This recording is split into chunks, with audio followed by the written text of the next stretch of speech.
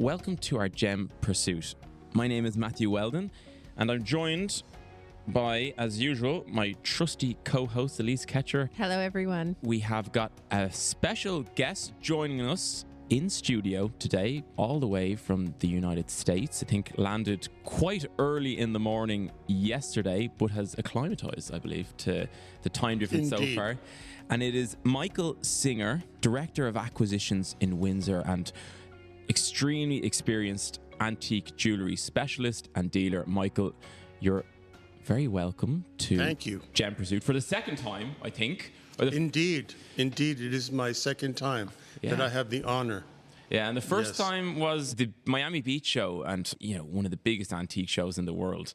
You've been doing that for quite a few years now. Yes, I was surrounded with the ghosts of my past, including several members of the Fisher family that the Singer family has done business with for many, many years. Tibby Ullman and his cousin were there watching me. Ullman, at least you know the Ullman there in London. Yeah, they're big, but Tibby Ullman is with Fisher in New York. When is the first time you went to Miami Beach? Was that we've done it we've 3 years now doing it, which is only a toe in the ocean. 1991. 1991, God. And was the show the same, or was it smaller or bigger? It was huge, and it was pretty much the same.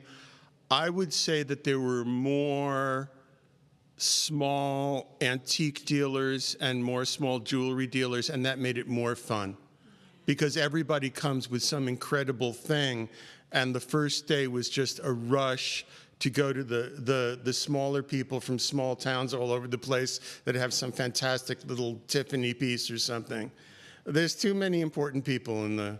And like diamond dealers and stuff. What are diamond dealers doing there? I know. I've actually heard that from a lot of people who used to, have been doing the shows for a very long time. They said to me as well that the worst thing that ever has happened is that the smaller people have been cut out a bit. Not all of them. But for example, the first year I was there was this really nice couple across from me that sold books.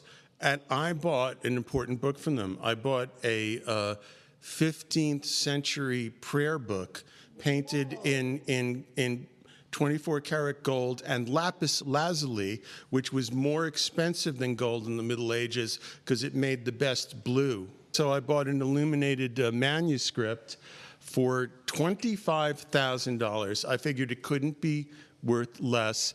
And the gossip was that Michael went crazy and bought a book for $25,000. And there used to be more gossip. That's another thing that I have great nostalgia for. COVID did a lot to destroy gossip. Also, the fact that we're so much older now, there's less to gossip about. Everybody's behaving themselves. People aren't having affairs anymore. So there's nothing to... I took the book back to New York, and I went to the Morgan Museum, and they told me that you have good eyes, you bought a real book. And I said, I bought it for $25,000, I'd like $50,000. They said, you bought it really inexpensively. We've spent more on similar things. The problem is that we have about 300 of them similar in our basement collection that we never even show. And so I said, I see.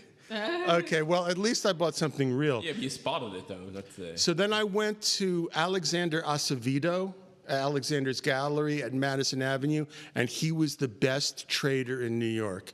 He traded everything. He traded art, jewelry, everything. He's still around. Alexander Acevedo is a great guy. And he traded me an 8-carat sapphire that he had just bought. And I thought, okay, all right. It's a beautiful stone. I knew that it was natural. It didn't have a cert. We didn't get certs on everything in those days. So I figured, it's got to be worth $4,000 or $5,000 a carat. Yeah. Whatever. I don't think I have any business owning something like this. A sapphire I can sell no matter what it's worth. So I took it. I put it into the AGL, and it got cashmere. He didn't know. So if Alexander Acevedo, I never told you this, but the sapphire that you traded me, I think this is 1992, was a cashmere. So nobody knew in those days. for those listening, like that is the rarest type of sapphire that you can get. It is what all of us dealers chase. Yes. You know, you're continually chasing that one that might be a Kashmir sapphire. I thought it was a Ceylon, and in those days, a Gemi Ceylon was worth about 4,000 or 5,000 a carat. So I thought I was trading dollar for dollar. I thought, but that I had customers for sapphires, but not for illuminated manuscripts. I could imagine the market for sapphires is bigger than for illuminated Yes. manuscripts, probably, but... But he put his illuminated manuscript in his yearly, what would you call it? I'm having a senior moment here. A catalog? Catalog, indeed. And he put it in for $175,000. He knew how to ask prices. And that was back in the 1990s. Yeah, Alexander Acevedo, like, invented the Hudson River Valley School market. Like, it was a really ignored market of landscapes of the Hudson River Valley in the 19th century that was really ignored, and he brought it back himself. He's a genius, Alexander Acevedo. Does he still deal, or is he wind down a bit? I think he still deals. I think he deals out of the 55th Street Exchange on 2nd Avenue. I haven't been there for a while. You know, since COVID, I don't travel around anymore to people's offices very much. I just basically buy in auctions. I used to like visit everybody's office all the time, but since I go to all the American auctions. This is what I do. The auctions that sell, it has to have stuff where it says from the estate of Mrs. So-and-so, or from the estate of, I will not go to an auction that has dealers' merchandise. But I think it's fair to say, though, that some auctions... look, I've worked in the auction trade at some point. You know, it's hard to know sometimes, isn't it, if it's an original collection or whether it's, you know, brought in from dealer goods. You can tell. You can tell. Yes. Yeah. You can tell, and you can tell, at least. But it's difficult, I think, for the person, John Smith, walking down the street. But it's so hard to tell. Even for dealers, we look through things and we're like, okay, nothing was ever left in an auction at $2,400 dollars or euros. It's always like a round number, right? Yes, exactly. Then you know it's trade, and that just means that it's not going to be a fantastic price. Right. One thing that I would ask you though is, you know, a lot of people do end up going to auctions and they get caught out with something because, you know, as you said, a lot of dealers put their, what I would call mistake buys into auctions to try and get rid of them. But what is the most incredible piece that you've bought at an auction that somebody didn't think was incredible, but you knew that there was something just about it that caught your eye? Just recently, we bought in a Chicago auction a Italian archaeological revival, Egyptian revival necklace with incredible scarabs, huge, and earrings and a pendant to match. And we just recently sold it, so I can't, but we bought it so inexpensively, I couldn't even believe it. I thought, oh my God, did I do something wrong? But then we looked over it. No, the work is exquisite. You know, there are several, I made a list of great archaeological makers. Everybody knows Castellani and Giuliano. John Brogden, William Burgess, Child and Child, Carlo Doria, Harry Emanuel, Hancock and Company, which is still around, owned by Stephen Burton. They were one of the first stores to sell. You know, I had to drive out to a little town in New Jersey to look in it, and when I looked at the workmanship, I said, oh my God, you know, this is either French or Italian, you know, it has to be. So yes, I would say recently that was one of the real sleepers in terms of craftsmanship.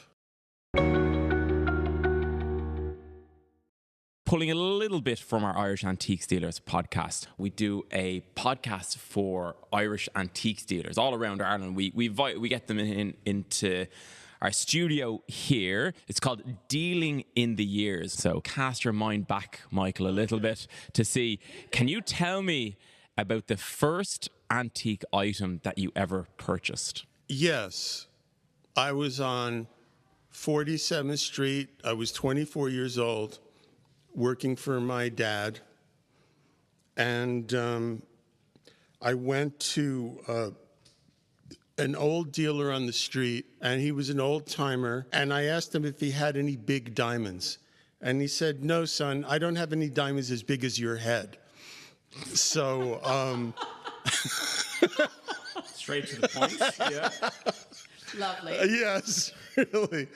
I said, "Well, what do you have?" So he gave me this deco brooch, really beautiful deco brooch with a flat, old mine pear shape, like 3 carats, bezel set in the middle of it. You know the type of brooch I'm talking about? Yeah, it's pendulum, like plaque brooch. And he said it was $10,500. And he said, "Just buy it and your father will be really happy." So I bought it. I went up and my father looked at it and said, "Yeah. I'm very happy. Yes. Yeah. So that was, 1984. And do you think that is 47th Street, I'm asking just out of interest, is it much different now? Because we go up there and it almost feels like there's a... It's dead. It's over. Really? Yeah. I was going to say, when I go there, I don't feel the kind of rush that I thought that I would feel. Well, 10 West was the greatest trading floor ever, and it's gone. The building is gone. No, 47th Street's over. And so 10 West is a floor 10 West, 47th Street was an exchange, kind of like the exchange in London. And it was the biggest trading exchange. I used to go through there. I'd buy a Belle Perron piece from one person, a 3-carat GVS1 old miner from another person, and just make my rounds and then go up to the office. That was the 70s, the 80s, and the 90s.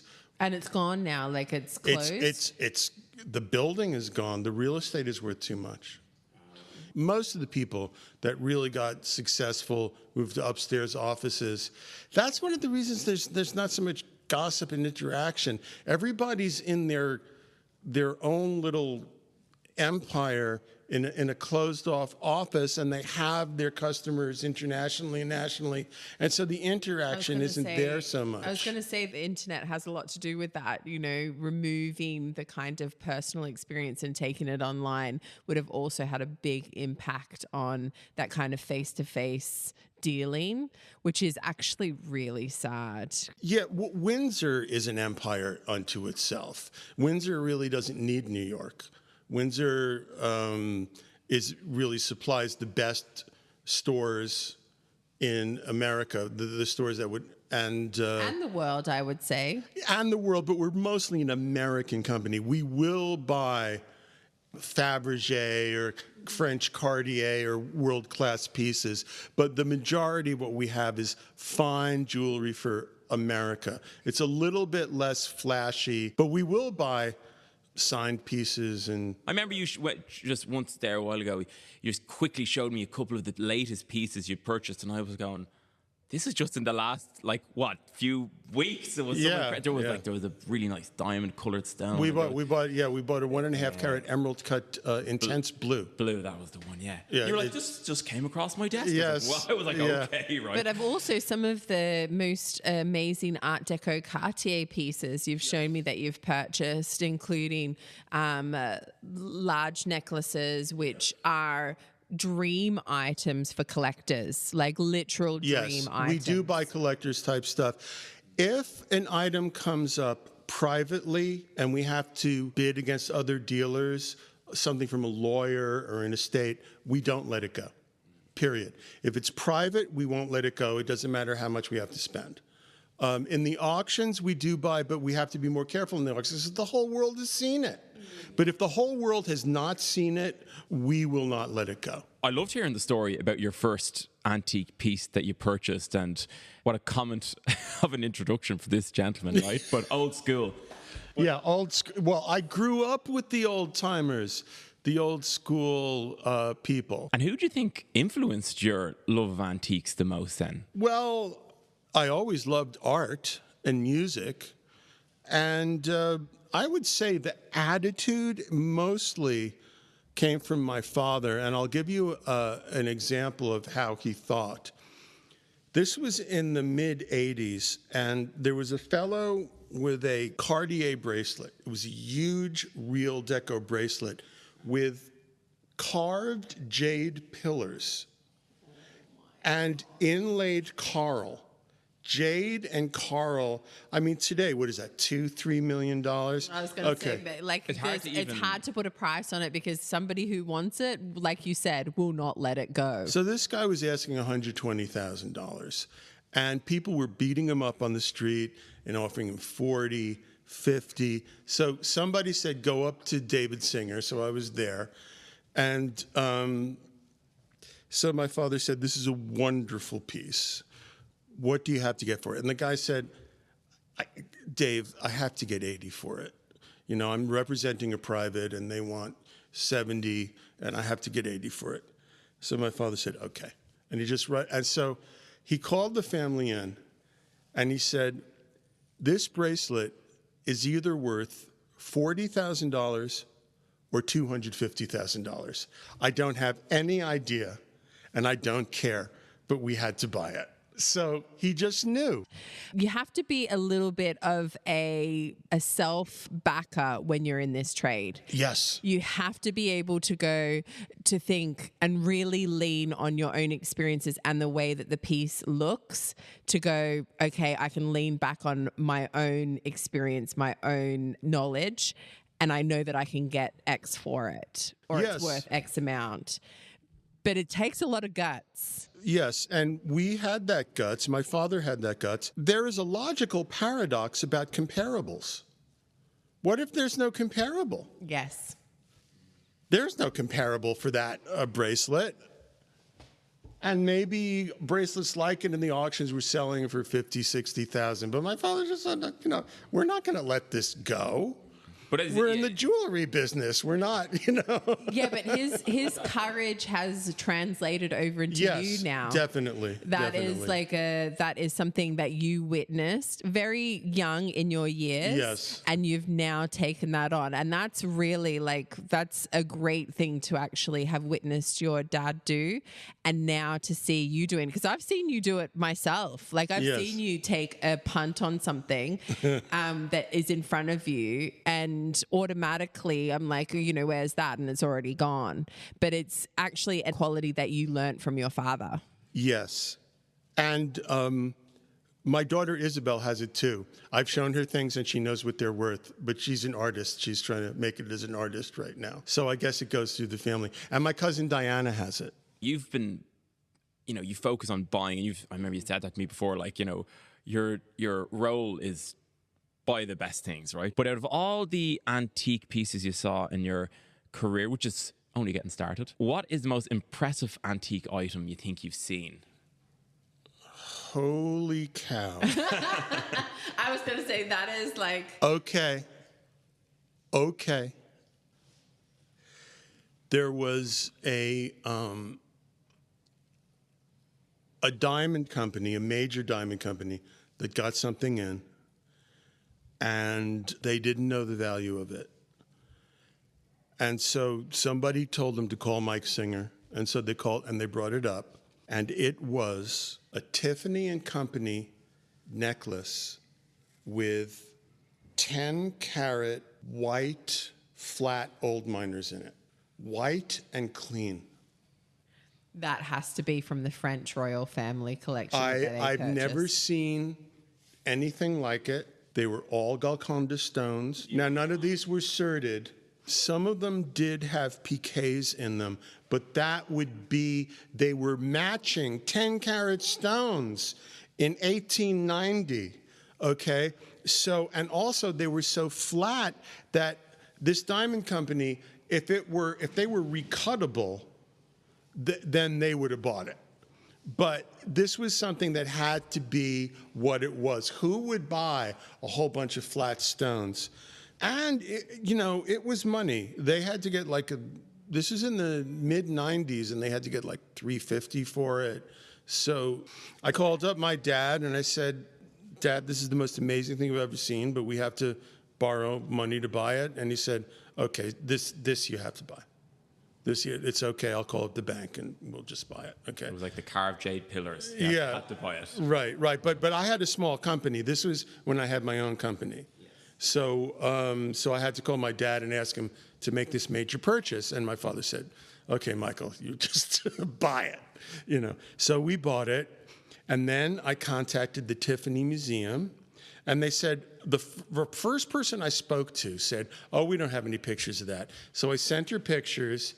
And I got back this folder with all the exact drawings of it. And everything. Oh, my gosh. This is one of a kind, one of a kind, one of a kind. If it wasn't Tiffany, and the fact that it was made in America, it was not, I mean, they retailed things that they made in France, fantastic things. But this was in like the 1890s. So you know how Tiffany actually purchased quite a few pieces of the French royal family's jewellery? Do you think that maybe those stones came from the French royal family jewels that Tiffany and Co. purchased? Because it would have been around that time. So by the sounds of it, it sounds like it could be some of the French. What you're saying is quite interesting. And my father said to me, sometimes you have to ask yourself, how is it possible that this exists? And that's when you know that something is special. Even if you don't know, you know that there's an amazing explanation for it. So I don't know if my father said that to me when we discussed the piece over the phone. I was like 28. I just started my own company and I needed him, So, but he just knew. He knew that it had to be something. Matching suite of 10-carat diamonds is going to pique white, anybody's interest. flat, old miners. Yeah. Old miners at a diamond dealer. But that was why I bought it, because a diamond dealer couldn't do anything with these stones. What are they going to lose, 40, 50%? It's probably lucky in a way that it didn't suit them. That was the only reason. They said to somebody, who would be crazy enough to buy something like this? Well, Mike Singer, I wouldn't use the word crazy, so I'd call it something else. I mean, it looked like $1 million piece. That's what it looked like. I wonder where it is today. It's somewhere. Yes, that was the most remarkable. And it was when I was young. It was like a couple of years after I started my own business. And luckily I had a da to call over the phone. Because I didn't buy 350. I bought like pieces for like 5 to 20,000, so. It would have been a huge leap of faith. Yes, yeah. What an incredible piece to come across. And when I was reading that question, I was like, no doubt Michael has something really amazing to share with us. But I didn't remember it until this second, and I did not allow myself to think about the questions from your guy last night. You must have a lot of nostalgic feeling about your dad speaking about your career. Yes. It was really sweet years when I had my own company, and I used to talk to him every day, and he gave me advice, and backed me up and everything. It was great. It's a huge bonding experience, but also you learn a lot about the way that your family has progressed through life when you work with someone that you're related to. I can totally identify with that. I ring my dad and he says, hello, do any business today? That's what he says to me every time. But anyway, that was something that you came across, right? And you purchased and you sold it. But what is the most treasured antique piece that you own today? I gave to Liz a platinum arts and crafts Montana sapphire bracelet that I bought in a tiny auction in New Jersey for her. And when I saw it, I said to the people in the room where we were looking at jewelry, and there were some other dealers there, I said, I'm buying this for my wife. Yeah. And then I'm going to tell you another story, because I've never done this before. I'm looking at it here, and there was this lady who is a collector that always looks over my shoulder to see what I'm buying so she can bid against me. So I took a magazine and I put it over the bracelet and I sat there for 90 minutes until she left. Oh my. Because I wanted her to get out. I didn't want anybody. Rude. That's so rude. That Well, what I did was unethical, restraint of trade. But For a good reason. so, and then I bid over the phone and I bought it for her. That is an amazing bracelet. Well, Montana sapphires are a treasure gemstone that Tiffany and Co. sought after Yes. to use in a lot of their pieces. Yes. And so rare. So rare. Oh, I'll tell you something that we just bought. Avi and I from Windsor, we bought a collection of 26 pieces of antique Montana sapphire jewelry. Yogo, the Yogo mine that opened up in 1896.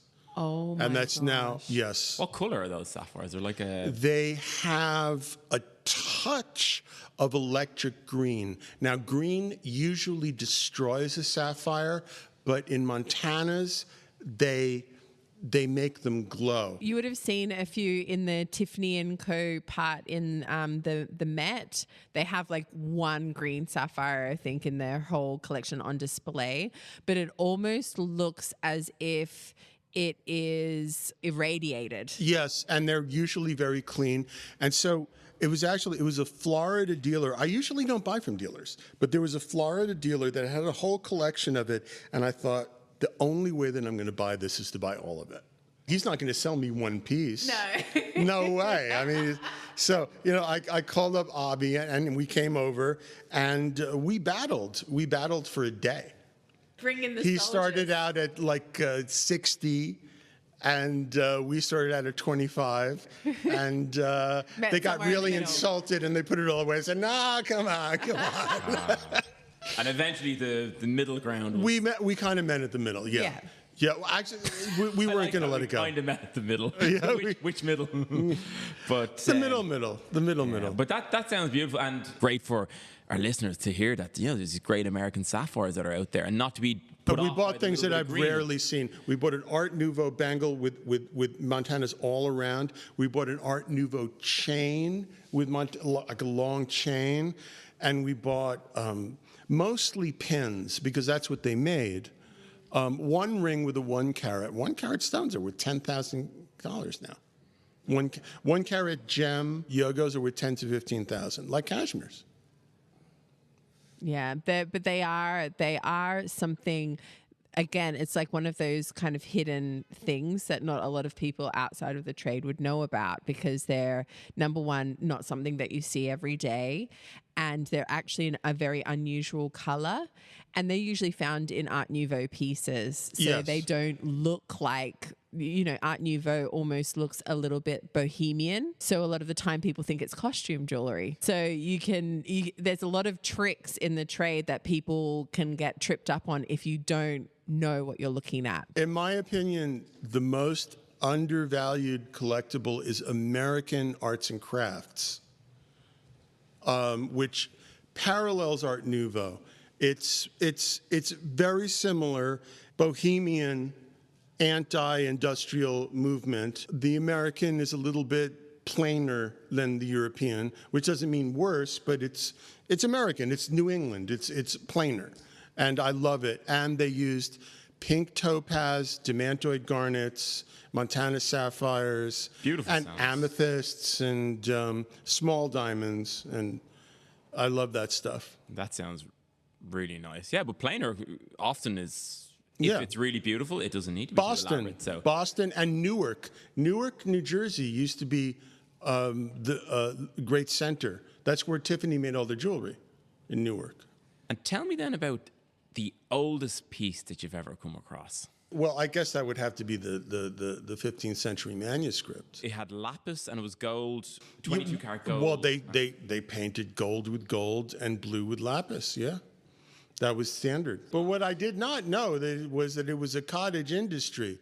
Those monks sat there making lots and lots of those things, I think. They had nothing else to do. And I think that, if you were of sub-aristocratic wealth and you had to show that you were a successful, merchant or something, you had to get your wife one of those prayer books.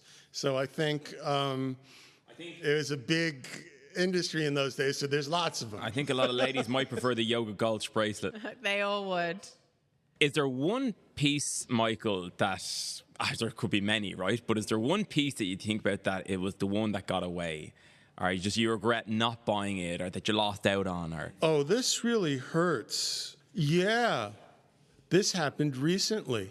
This was a small auction that had an Art Deco ring with a 2-carat square Burma ruby in it that they said was synthetic. It was not synthetic. That means it was really good looking. And I was going to bid up to $20,000 for it, maybe even 30. Okay. And online, I bid on the wrong piece. Oh, no. And it sold for $3,000. And I don't think that the person who bought it even knows. Because it was showing me the picture of the piece on the phone. But what they were doing is they were showing you the next picture. Oh, no. I hate modern technology. No. That can happen That on happens auctions all online. the time. Happened It to me the other happens day. all the time. It does? It does. It happened to me the other day. I was trying to bid on something. I went click, and I had just moved to the next one, and I bid on this really awful pair of clips, modern clips, and thanks be to God somebody else bid on it after me, because otherwise it would have been purchased them. But it can happen. It happens. So It happened to us. Because you were looking at the next picture, Michael, was it? I did not ask for the next picture. This technology gives you everything that you don't ask for. All you want is simplicity. That costs you like that. Yes. I will never bid computer again, because that auction only had bidding online. Yeah, Couldn't do some a of phone them call. do. No. I would have driven to New Jersey and bid in-house to make sure, like, for example, in the blue diamond that we bought in Boston, I drove up to Boston and sat there in the front row and put my hand up in the air to make sure that we got it. I wouldn't risk bidding over the phone or bidding online. Never. If there's something that I would jump off of a bridge if I didn't buy, because I rarely get, because it's not about money. It's about your professional expertise. This is a gem Burma ruby. And you knew straight away that it was. Yeah. It's so frustrating though. Like when you don't get it, but you've set up everything to make sure that you do get it. But that was Technology did you dirty. I do bid on the phone. At Doyle, I once missed a cashmere sapphire because they did not call me. It happened. It happened 3 years ago, and it went for like 3 bids below what I was, and I called up Doyle, and actually the person that made the mistake was a really nice lady I've known all my life. So what am I going to say? I said, Well, okay, people can Michael, always I'm make so mistakes. sorry. Yeah, but that's a phone mistake. So I try to, so if it's something I cannot live without, I try to be, There, present. yes. And it's a day's drive. Because most of the auctions are like or go to Chicago or something like that. I think that's a good tip as well because, especially here, when people say to me, oh yeah, I've purchased something via auction online, and I'm like, did you view it in person? And they're like, no. I'm like, you don't know what's going to show up in that box if you haven't viewed it in person. Also, if it says cashmere sapphire, it can be a bad cashmere sapphire. It could not perform the way that you think it's going to. Or if it says Thai ruby, it could be a total gem Thai ruby. Now, Thai rubies are supposed to be worth less than Burma rubies, but a gem is a gem. Correct. Gem. Also, if it has a cert Ceylon, that's supposed to be worth less than a Burma. But if it's total gem, there's no limit on what it's worth. You have to see it. And that's one thing that I usually say to people because they come in then with the mistakes that they've purchased in auction trying to sell it to me, and they're like, but it's a Burmese sapphire. And I'm like, yes, but it looks like a rock. To quote my father, someone tried to sell him a unheated Burma sapphire, and he goes, yes, but I think that one should have been heated. Right. And emeralds are treacherous. It's not possible to make a photograph of an emerald that's accurate. I agree with you 100%. You have to see an emerald. There's only a few more questions, Okay. right? So if we had a time machine and we could go back and experience just one time from antiquity or from the past, what time period would you like to live in? You mean with respect to craftsmanship and stuff? Just life overall, craftsmanship, just a time in history that you look back and go, God, that was a good time. Italy in the early 19th century must have been incredible. I mean, Italy itself, in terms of one thing that I always say to Matthew is like, today, the Italians are still very much like their ancestors in that they, in order to do something correct, they try every way first, and then they go back to, or they merge all of the different ways that they did it to find the correct way, which unfortunately today people want things now. They get frustrated with Italian craftsmanship because they want to do it right. And I think that what you're talking about there is the peak of when they were able to just flourish in Well, it was all this stuff happening. There was the archaeology, and there was a political statement. Where did Lord Byron hang out with his friends, smoking opium and having orgies and stuff? Was that Venice? Yeah. Yeah, I think I would have liked to hang out with. I want to be at one of Lord Byron's opium orgies. Yeah. You didn't get the invitation to Jeff Bezos' wedding there recently, obviously, but I think that Lord Byron's opium orgies would have been more fun than Jeff Bezos. 1,000,000%. Nobody cares what they're looking like. They're just trying to have fun. But this is the last question. What's the best deal you've ever done, Michael? I know the best deal that he's ever done. A marriage deal. Oh, you mean getting married That's to your best Liz? deal you ever did. Yes. My wife Elizabeth is fantastic. She's wonderful. Behind every great man is a great woman. Yes, that is true. That is true. Who's usually stressed from the great man. Oh, well, she has her own career too. She's a psychoanalyst. She's wonderful. Michael, just to say a big thank you from Gem Pursuit and from Dealing in the Years for joining us here today, all the way from New York. Thank you for sharing the stories. Personally, I really enjoyed hearing them. I wish I was there to see some of these pieces as well. So generous with your knowledge. I mean, and just for anyone listening, this is years of experience being in the thick of the antique jewelry business. So thank you very much for that today. Thank you. And thank you to my trusty co-hosts, Elise Ketcher, for sitting in with us today. And now we've got some treats from the Pepper Pot Bakery that we are going to enjoy. Oh, boy. If you did like this conversation, there's a whole series of episodes like this over in the podcast, Dealing in the Years, which is done by members of the Irish Antiques Dealers Association. And you can find it wherever you get your podcasts. And of course, stay subscribed to Gem Pursuit for more stories from the world of jewellery. This episode was produced by Ross Hannon of Tape Deck, with project management and research by Veronique Gauguin and Fenia Sugudi. For myself, Matthew Weldon, I just want to say goodbye, thanks again, chat to you next time.